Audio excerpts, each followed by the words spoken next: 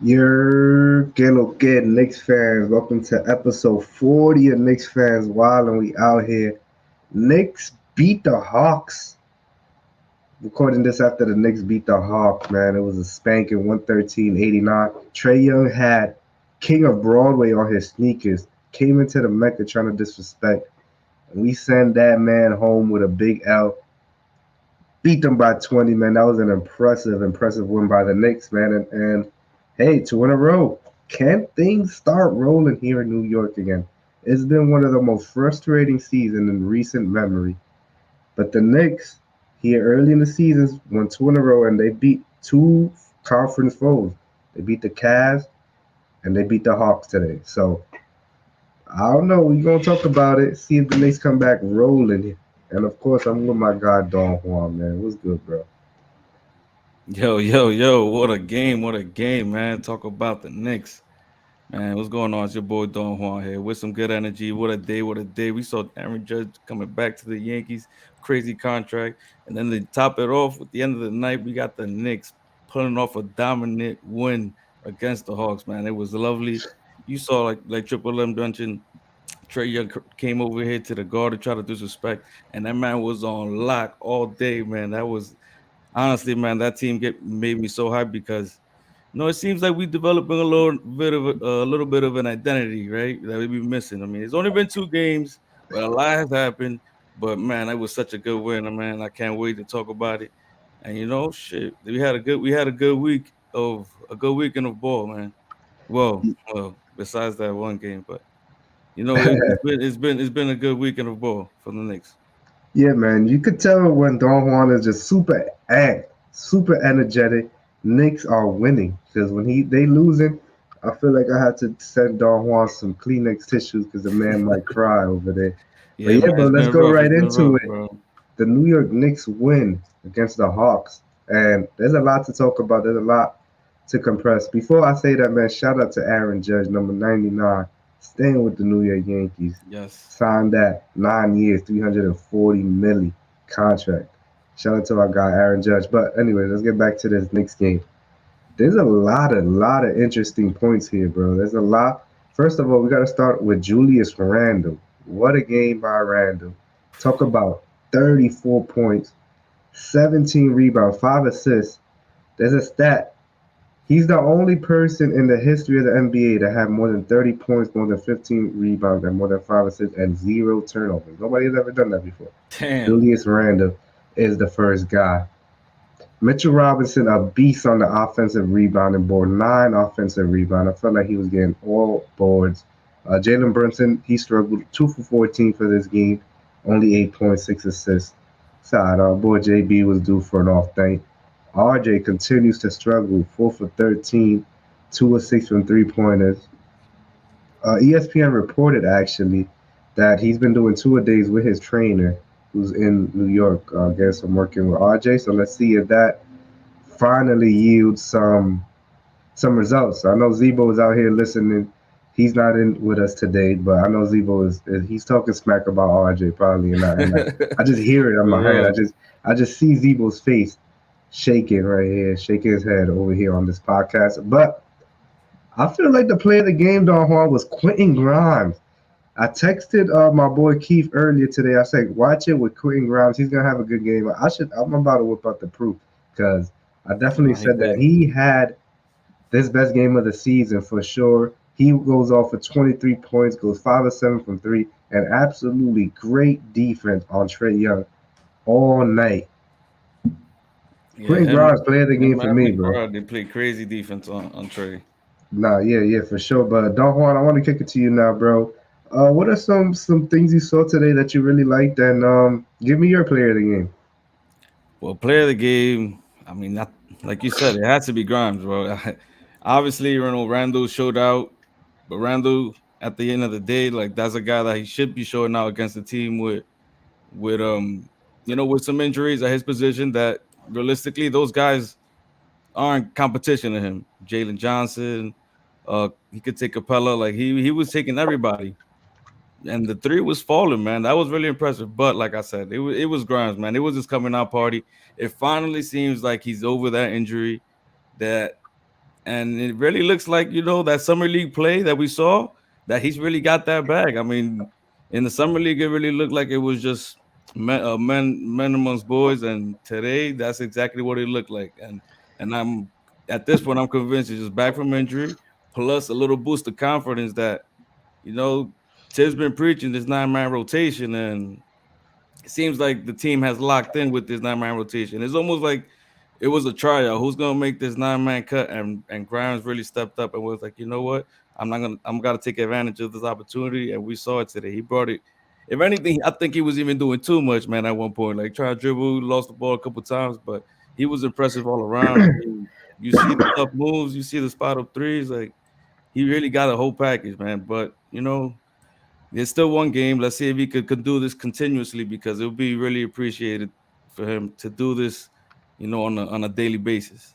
Yeah, with RJ struggling now, we need Quentin Grimes to just Oh yeah, break out. big time. We just need a breakout player, and I love Grimes, man. I compared a lot of his game to Desmond Bain. I mean, a lot that could be a stretch, but like I really like Grimes. Plays defense, could shoot, could pass, but a I lot of mean, people bro, don't really like Grimes a like lot. that. I felt like with the what he showed us in spurts, it looks a little better than what Damon Bain provides. Obviously, Damon Bain is more. I feel like he's a bigger player, bigger contact, and the three is probably a little better too. But Grimes, bro, he got the handle. He got a little. He actually got a bag. I don't know. I felt like he was getting a little creative with the ball. Nah, I was yeah, really and this. I felt like this summer, bro. I was following him during the summer. He was working out, like doing these training drills and whatnot. Like I actually saw him ball out this summer, and it's coming to fruition. he gets a little spicy with it, Mister Untouchable, as a lot of people like to say. Just Donovan Mitchell trade stuff, man. We don't gotta go there. We don't gotta go there. Listen to this stat, Don Juan. This is an impressive stat right here. In the past two games, the Cavaliers and Hawks have combined to shoot 14 for 71. That's 18% Mm. from three against the Knicks. Gave up 89 points against the Hawks today. They averaged 114, and they gave up 81 against the Cavs. They average 111. So don't want to get too hyped, but is the defense coming around? Is the defense coming around? We got to wait and see. I felt like the Cavs missed a lot of wide open shots, and the Hawks today they didn't have it. Thanks to Quentin Grimes locking down Trey Young, and once DeJounte Murray went out the game, that's an important thing that we need to add. DeJounte Murray, the Hawks' second best player, came out the game, I'll say 3 minutes into the game, stepped on RJ's foot, Mhm. sprained ankle, did not come back. But it's still, how you feeling about the defense, though? Now the defense is impressive all around. I mean, it just seems like we got a group of guys that they all just were determined today. Usually, when an injury, let's say like the Dejounte Murray, for instance, today, and other Nick games, we probably compete. It's probably a tighter game, but today they kept the foot on the gas and didn't even like back down 1 inch. And I think if they continue playing defense like this, we're gonna be on the over of the 40, 41, 42. You know how we pretty much say we're gonna be 500. Maybe this playing some type of defense like this, we're gonna get some more wins. And like I said, we also need to find an identity. And I said earlier, it seems like we're building some type of identity. This 9-man rotation thing is, I don't know. I might be buying into it, man. I might be buying into it. It got people on their toes. We already heard Cameron Fournier, Rose also in the market, IQ too. Hopefully that don't happen. But we heard that. I feel like there's been a shock in this team that maybe we could build on it. Yeah, yeah, bro, for sure. And yeah, you talked about it. So let's get right into it. Look, wrap this up. It was a rapid reaction. Knicks beat the Hawks. A lot of good things we saw on the floor today, but listen, we need to see a little bit more. We need to see a little bit more before we Mhm. get hyped.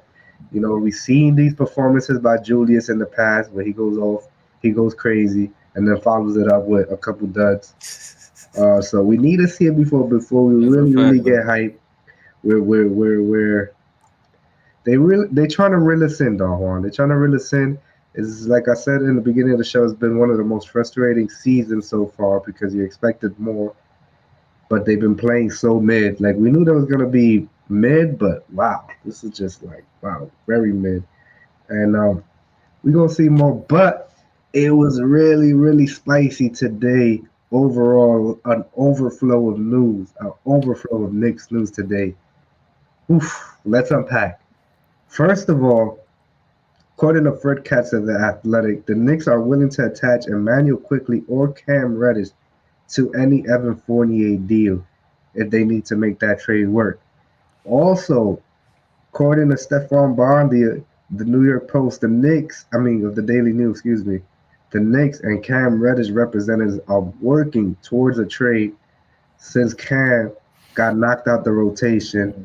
Don Juan, you mentioned Tibbs is going to a nine-man rotation now, kicking Cam and Rose out of the rotation. He inserted McBride. Oof, a lot to unpack. The Knicks are going to be very busy this trade deadline.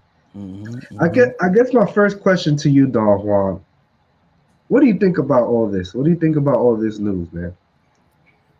No, it seems like we're finally locking in with a team, seeing some type of consistency. You know, throughout this whole season, we've had a bunch of different lineups. I mean, it's probably like 5 to 6 different starting lineups that we've seen. Sixth, seventh man, they've been flip flopping. It's been changing so much that we actually need to lock in, and I feel like Tibbs is making those moves. Derrick Rose was probably the biggest one, but I feel like he's been such a big part of Tibbs and his come up that I feel like he's loyal to him to a fault. But after benching him and making it clear, I feel like he stood up to that and got McBride, who's deserving of a lot of minutes, especially at the guard position. I mean, McBride, you saw him today, man.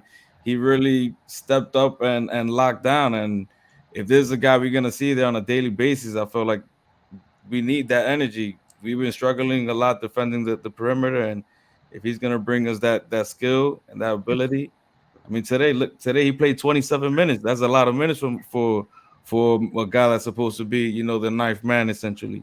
It's a lot of minutes, and without Rose, we don't really need the score. I feel like we got enough scoring. We just needed a burst from defensively, and that's why Rose took it. But I've been saying, Rose is washed, man. Rose is washed, and I think we needed to get over that hump as well, man. And he don't got that burst. He don't got that, that killer. I mean, he got the crossover, but he's still like old, man. I don't know. I don't really know how to explain. I've been saying he's washed, and I'm just happy that we got over that hump.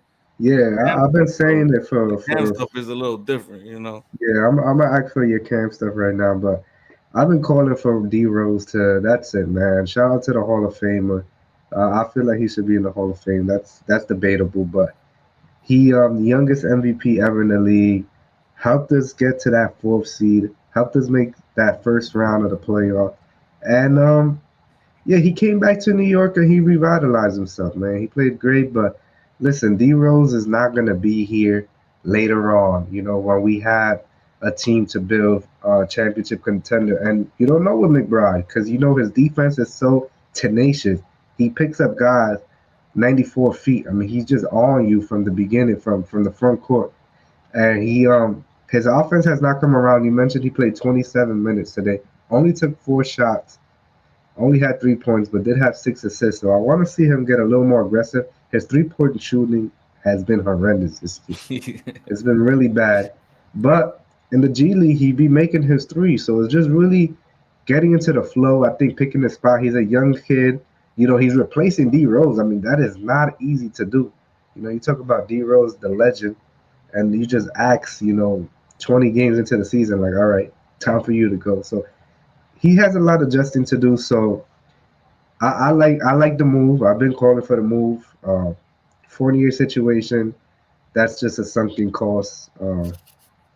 Did not like the Fournier move at all, but it is what it is. But yeah, you mentioned the nine-man rotation. I can't really get behind a nine-man rotation. Look at today. Obi, he didn't play the second half.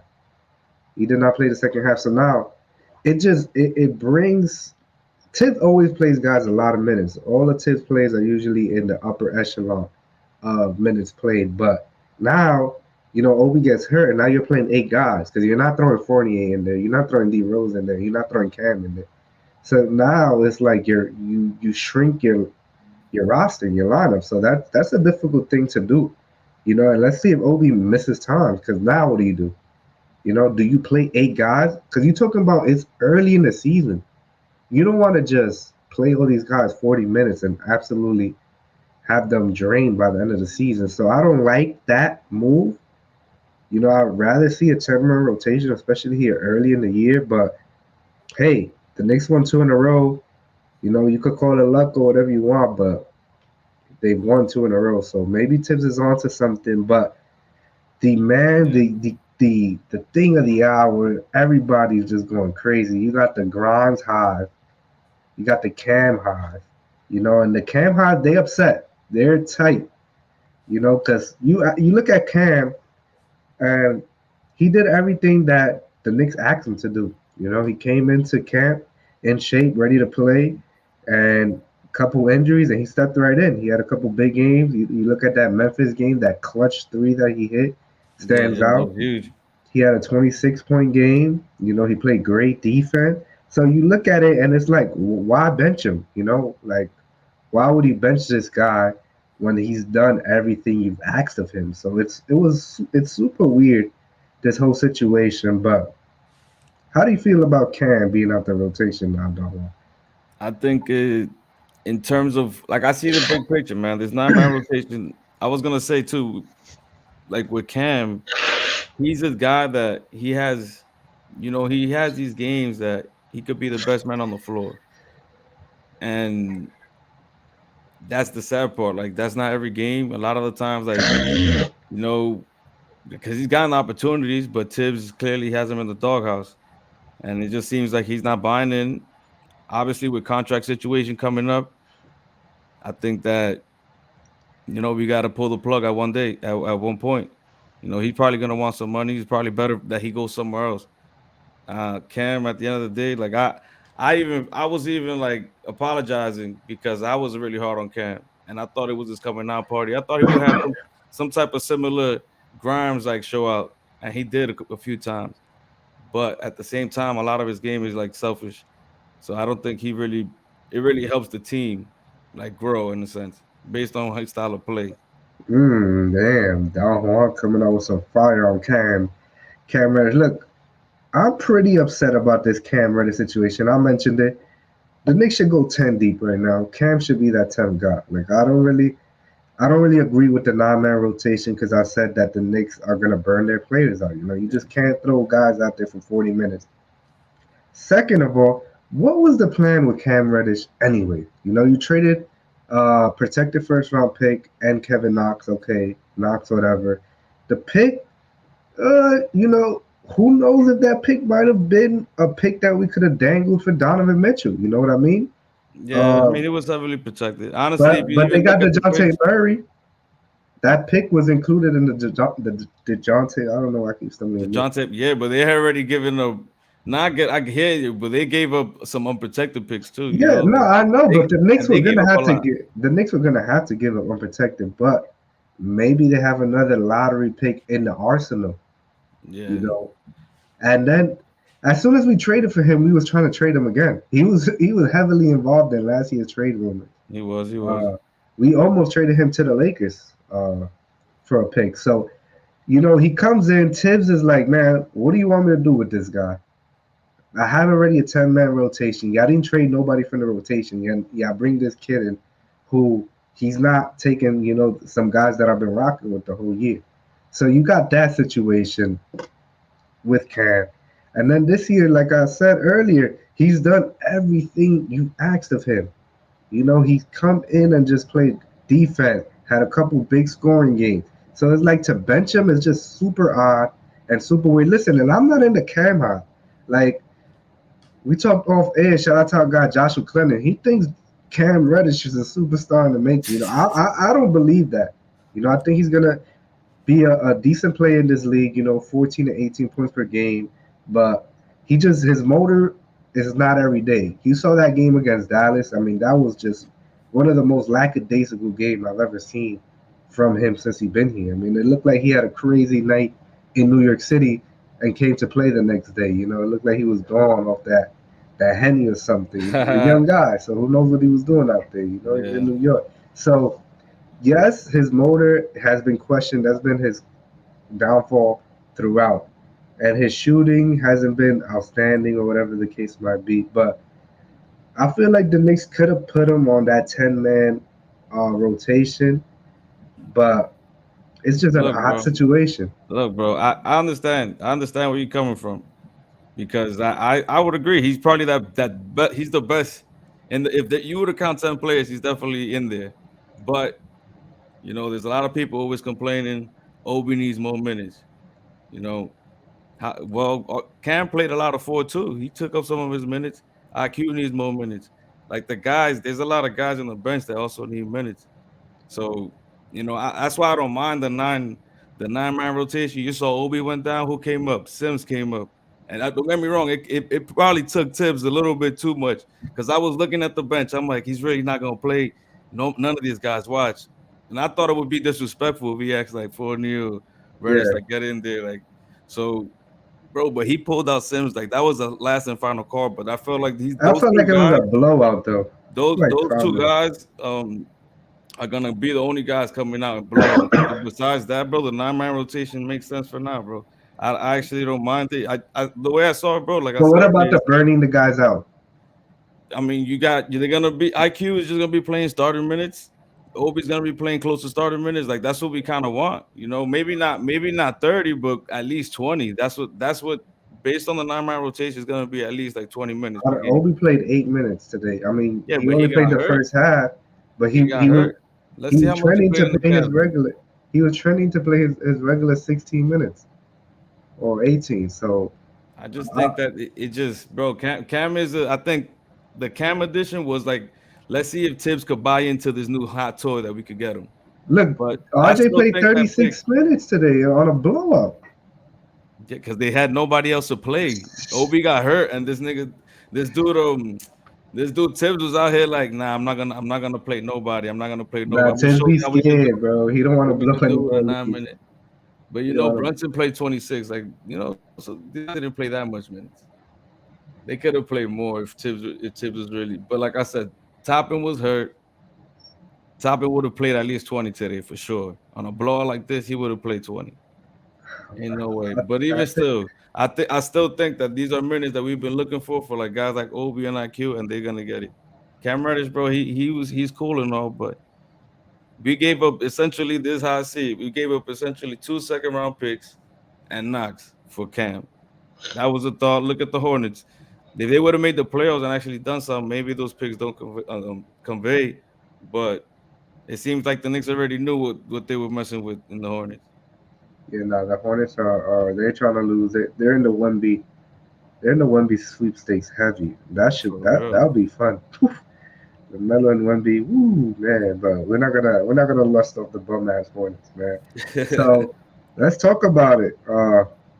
Through four guys quickly: Reddish, Fournier, and D Rose, all heavily involved in trade rumors. So I want to get your perspective. Who do you believe out of those four guys gets traded first? I think it's gonna be a package. I don't even think it's gonna Ooh, be good, a good one answer. a one a one person thing. I honestly think it's gonna be Cam and Fournier together. Cam and Fournier. The only thing is I don't know a team. I don't even know what the Knicks would get. Yeah, Obviously the idea is probably get an expiring contract and a pick but there's not that many bad expiring I mean, I saw Kendrick Nunn, somebody said, I saw a few. I mean, I saw Westbrook coming up in talks in the trade machine. But honestly, I just don't know what we would want. I mentioned before getting what's this dude from the Suns, Jay Crowder. But even getting someone like that, he's not gonna play. We need to get a buyout candidate that we could just, if we're gonna really be on this 9-man rotation. But yeah, I think it's gonna be Cam and Fournier. They're out of the rotation for a reason. I think the Knicks are probably trying to prevent.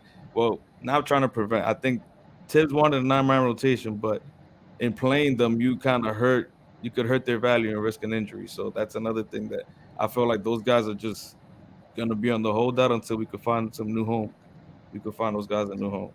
yeah. That's some great points there. I could see a Fournier and a Reddish deal for sure. But for me, I think it'll be D Rose. I mean, he's on an expiring contract. He still has a little bit of juice in the tank. I feel like a team might need his veteran's presence. He could give you 15 to 20 minutes a game, score a little 10, 12, and then it's an expiring deal. So I think a team will gamble on D Rose because you get him, you see what he got, and if it doesn't work out, uh, you flush him at the end of the year. But it's not gonna be easy to move Evan Fournier. He has 18 million this season and 18.9 million next season, and a team option which most likely won't be picked up for 19 million after that. So a team they might really need some shooting, and Fournier shooting it was not existent this year. He broke the record last year, but he was really struggling earlier in the year. So I feel like Fournier might be tough to move, and Cam, the Knicks are going to want some kind of value for Cam, especially after trading a first rounder for him. You call it 2 second rounders, but for now, it's still a first rounder. For now.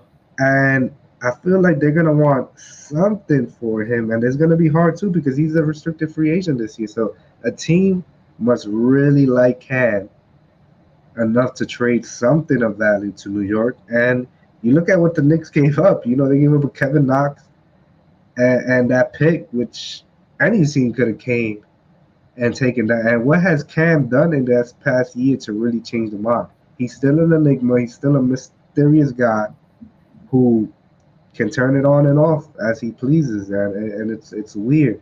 So That is true. That I is I, I true. think D Rose is just the easiest move to make. I really hope that they do not trade quickly, but Zebo made a good point last week as far as quickly might be the only thing of value we have and that we can That's a trade. super fact. And it's like we mentioned this a couple shows ago. Nobody on this team is untradeable. If anybody calls for anybody on this team, the Knicks should be fielding call and seeing what they could do because this roster we talked about a lot is clunky. It's weirdly fit. And listen, if I really like Quickly, but the team offers us, a nice package. It'll be interesting. It's hard to really talk about because we don't know the package. Yeah. All this is speculation. So Well, trading obviously you could probably see more IQ and 40 in your package. That's probably the most realistic deal that a team might be like, oh, this is something we're gonna get back in return. exactly. Like I would give up a first round pick for IQ 40, So that obviously, but man, I would prefer not to be that the case. But realistically, at the end of the day, like these other teams are gonna make a realistic deal, and man, you definitely Yeah, gotta catch a up, lot of bro. people on social media seem upset with because I mentioned the Cam Hive is brolic, man. The Cam, I didn't know Cam's had such a loyal following. Cam Hive is brolic, and the I Quickly mean, they've Hive been is coming pretty. from, he got his fans already from Duke. Duke is already a big school. That's There's true. already a big following there. Bro, he was one of the best players in high school coming out of high school. So the hype has been real for so long. Then you add the last bit of this New York Cam hype and mix it all together. Like it exploded. And right now you got Twitter. Like it's really a civil war out here, man. And you know how these Knicks Twitter could be really divisive and they make you choose like which player you want to and I mean, with this Cam thing, it really blew over. Yeah, for sure. The Cam Hive is brolic, the Quickly Hive is brolic. So a lot of people are upset, but I'm actually pleased that this front office. I feel like they starting to realize that they made mistakes. I feel like they was just pushing it aside, especially last year, still playing Burks, Hmm. point guard all season, still playing Fournier, shooting guard all season. This year they shifted gears early. They bench Fournier, they bench D Rose now. Yeah, but you got They, that's credit for Tibbs right there, not even the front office. You think that's yeah, a but call from the top? I think so. I think so, bro. I think so because I mean Tibbs. They say he has 100% anomaly on this rotation, but I think it was a call from the front office. Because we mentioned his his loyalty to D Rose. That was shocking, right there. Yeah, well, the D Rose for sure, but I'm more referring to like Fournier, for instance, like But he played heading 48 into all camp. year, though. He That was left. last year though, and then this year, remember, Grimes was injured coming in from camp, like so he couldn't even get those reps. You know, Yeah, not Leon Rose. Tibbs has said that there was an open battle for shooting guard, and it was up until Mans got hurt. Once that happened, I mean, look how long it took Grimes to really get a really good game under him, and that was today. And that's what we're in 20 25 games into the season. Like I mean, but it he took missed him a games. Let while, me let me see how many games has and he my yeah he book. missed he missed some games again as well. So he's still having to overcome a lot of injuries. Plus, he got a couple DMPs. This was his That 14th game, so he's missed 11 games already. Yeah, So so I mean, good to see Grimes come it's back. it's finally coming to fruition, and it makes sense why Grimes is taking over. I felt like that was obvious, but even though last year we saw a lot of obvious that, but I don't know. We got to give credit where credit is due. It has to be a part of Tibbs and the front office that gets credit. You can't just it's the man coaching on the floor. Man, I'm over Tibbs, man. I ain't gonna lie to you. I'm just over that, man. It's Hey, just 9 man rotation in December is just wow. It's different. It's different, but let's keep on moving, man. The Knicks on a 2 game winning streak, Don Juan. And listen, man, let's see if this team could get on a little roll, bro. who is The it? next upcoming games, there's no such thing as an easy schedule for these Knicks. But they go to Charlotte. LaMelo Ball is still hurt. They come back home and play the Kings. The Kings are a new and improved team, but Yeah, gotta protect Madison Square Garden.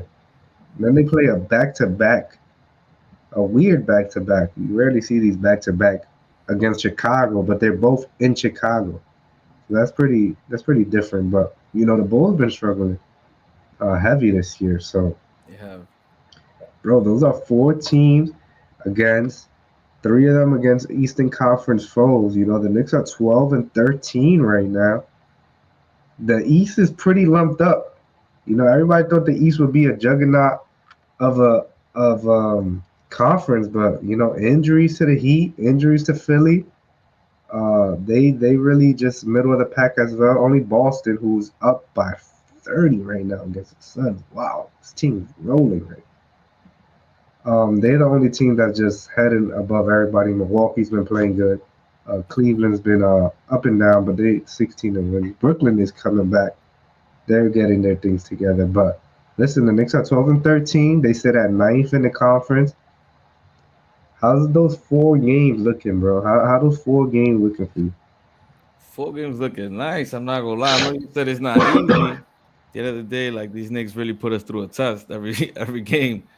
But I see a possible, 3 games. I see 3 games that we should be winning. The Kings been playing good ball, man. We do gotta protect home court, but you know we're gonna be put to a test when the Kings come and bring their fast court that offense, man. Is just they just gonna be running up and down.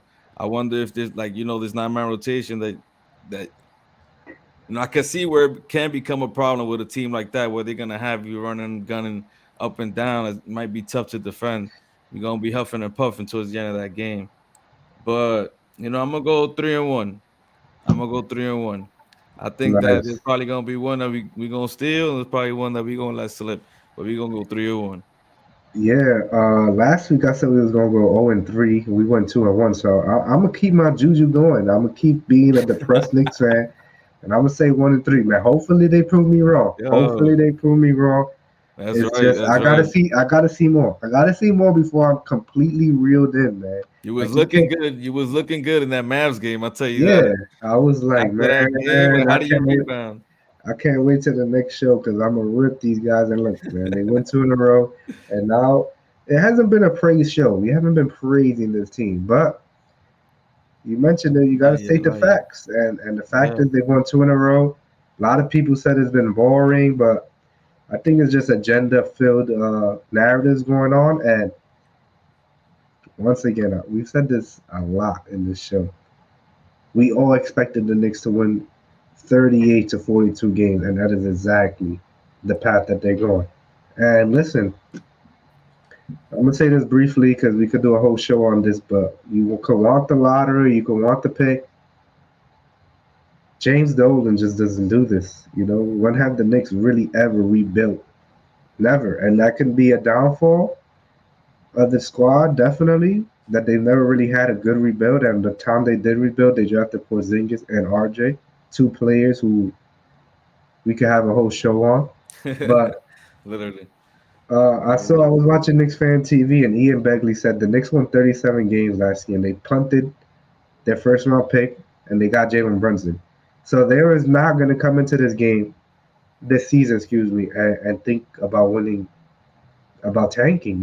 It's just Nah, definitely. they made moves not to tank. So Yeah, I mean that's been the last 3 years, bro. You know, that's exactly why the fans have been divided, is because you get a big fan part of the fan base just saying tank, because they don't see no future technically, because you see RJ's on in his fourth year. We still don't see that shooting guard him.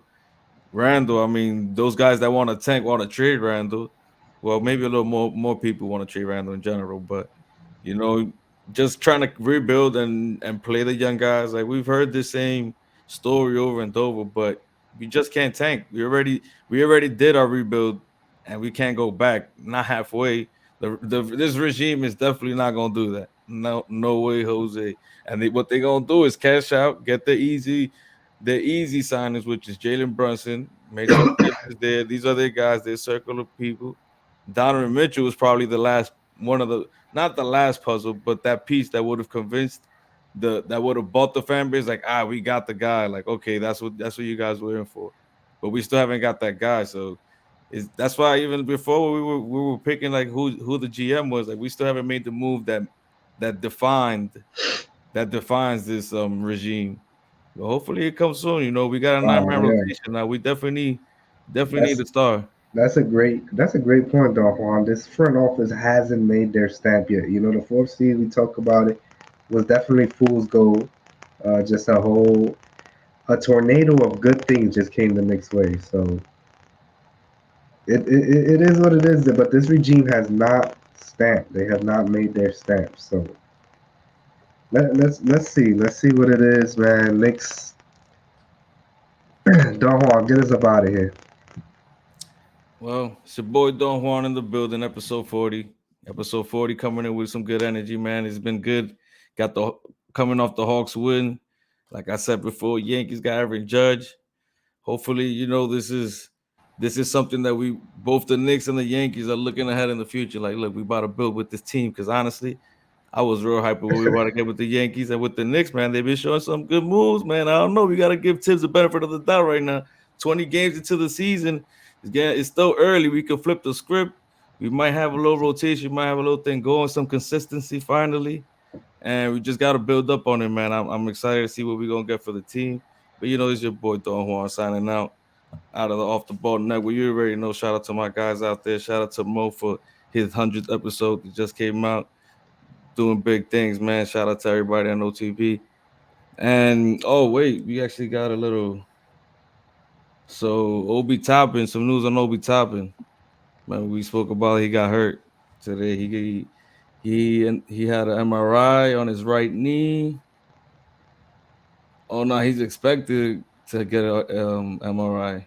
And X-rays came out negatives. Okay, just describes it as a sore knee. Hopefully that's not too serious though.